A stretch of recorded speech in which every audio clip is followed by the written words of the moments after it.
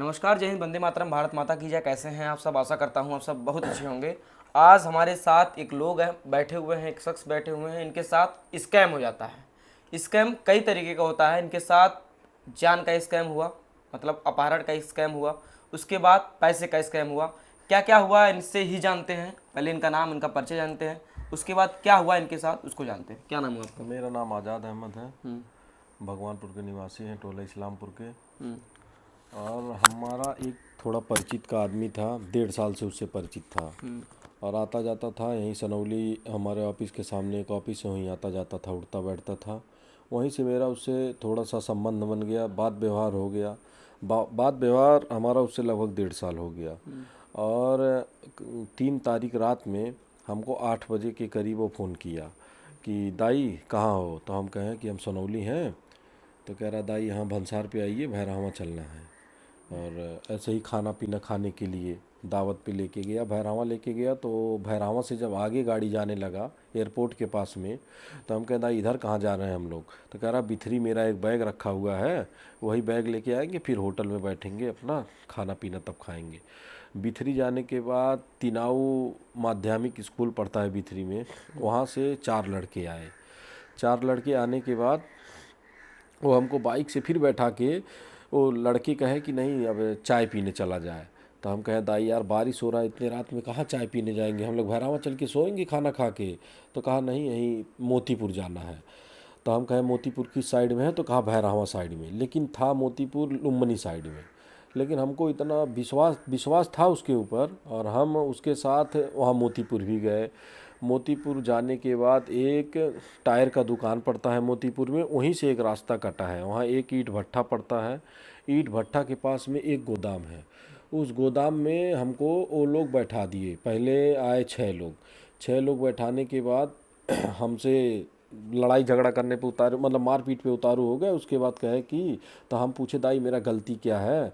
तो वो सब नशे नशे में थे। वो कहे कि गलती नहीं है तेरा, गलती से क्या मतलब है, तू अब पैसा मंगा।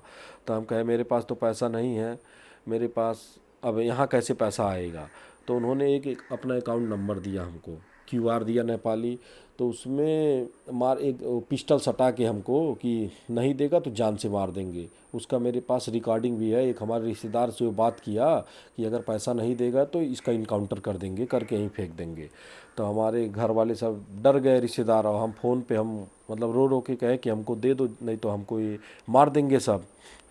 तो हमको हमारे रिश्तेदार वाले हमसे बात किए। हम हमारे हाथ में मोबाइल नहीं था, उस उन लोगों के हाथ में मोबाइल था। हम बोलते थे इसको फ़ोन लगाओ यही पैसा देगा। तो फ़ोन लगा के स्पीकर पे बात करवाते थे। स्पीकर पे बात करवाते थे। तो हम फ़ोन किए कि ऐसा ऐसा बात है भैया, हमारा पैसा भेज दीजिए, और नहीं तो हम ख़त्म हो जाएंगे। तो उन्होंने हमको भेजा 10:16 पे। एक हम उसका क्यूआर दिए, तो 10:16 पे भेजा 1 लाख, और 10:17 पे भेजे 1 लाख। फिर हमको लगा छोड़ देंगे, तो वो लोग छोड़े नहीं, फिर कहे और पैसा मंगा। फिर हम उनके पास बात किए, तो उनको पैसा अरेंज करने में लगभग 11:18 पे फिर 3 लाख भेजे।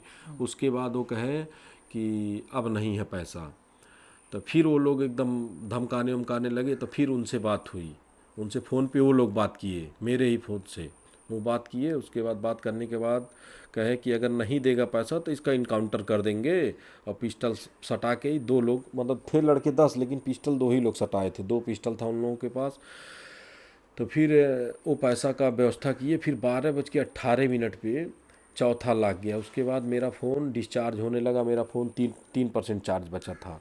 3% जब चार्ज मेरा बचा, तो ये हुआ अब अगर डाटा खोलेंगे तो फ़ोन बंद हो जाएगा। तो वो लोग अपने आदमियों से कहे कि पावर बैंक लेके आओ। और पावर बैंक वो लोग खोजे। लगभग 12:18 पे हमारा पैसा 4 लाख हो गया। उसके बाद से हमको 1:30 बजे तक पावर बैंक वो लोग खोजे। जब पावर बैंक किसी के पास नहीं मिला, है हुआ दुकान रात में कहाँ खुलेगा, पावर बैंक तो मिलेगा नहीं।